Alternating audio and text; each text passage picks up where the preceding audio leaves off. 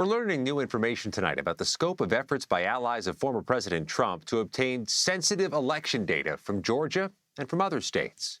The new information was made public this week in an exclusive report by the Washington Post.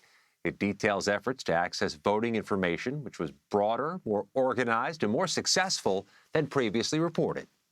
We're joined now by investigative reporter for the Washington Post, one of the authors of this exclusive report, Aaron C. Davis. Aaron, do we know why they may have wanted this type of obscure data?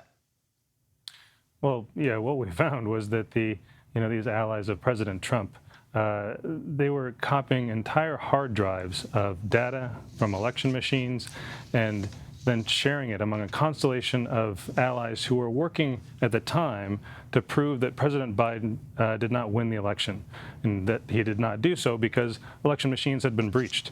Well, these documents, in fact, show that those allies of President Trump were the ones who had been doing the breaching, had been accessing the machines themselves. So no matter how obscure, they may have found some value or tried to find some value in what they were looking for. Yeah, they were trying to show that, perhaps the number of votes didn't match the number in the tabulator machine, that if you really dug deeply into these, maybe there was some way that they had been accessed by the back door. Remember all these conspiracy theories that voting machines in the U.S. could be accessed in Venezuela or China, and they were trying to prove those things.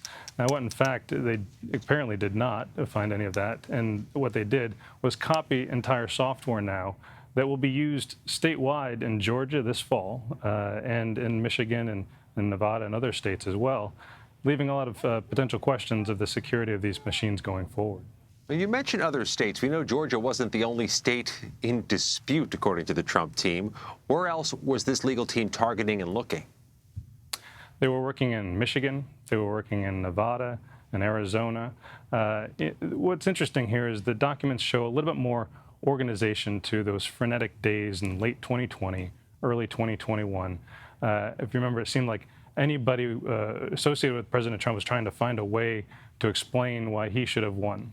Well, this particular group was putting a group of computer forensic specialists on planes, jetting them to Michigan, to Nevada, to Georgia, wherever they could find a local election official, basically, that would allow them to get inside the office and copy information to try to prove their case. And what that did was surreptitiously remove a lot of this information or copy it and put it out in ways that we still don't know how it's being used. So what are the potential legal ramifications of this? It seems like there would likely be some. Yes, in Michigan, there's already a criminal investigation that's been underway involving some of these same players. And, you could envision a similar scenario playing out in Georgia now. It's just where these documents came from. That's why a lot of our article was focused on that. The plaintiffs in this case say they are sharing the information they found with the FBI, with criminal investigators, and, there could be an entire other investigation that could come of all of this. Now, the former president and his allies have asserted that mail-in ballots were ripe targets for fraud, but they said the same about the in-person voting machines. Has there been any evidence to suggest that's true? All we have here, in fact, I will say one caveat in that some of the very data that was obtained, images of these ballots and things, have not been opened by the plaintiffs because they're considering it essentially stolen property. And so they are leaving this now to investigators, the FBI and others, to take that step to look at it in person. At the Washington Post, Aaron C. Davis, thanks for your time. Thank you.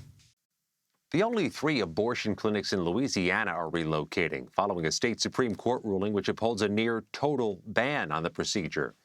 Managers at the clinic say they'll move to states where abortion is legal and will continue to offer services to women from Louisiana and throughout the South. The moves will mark the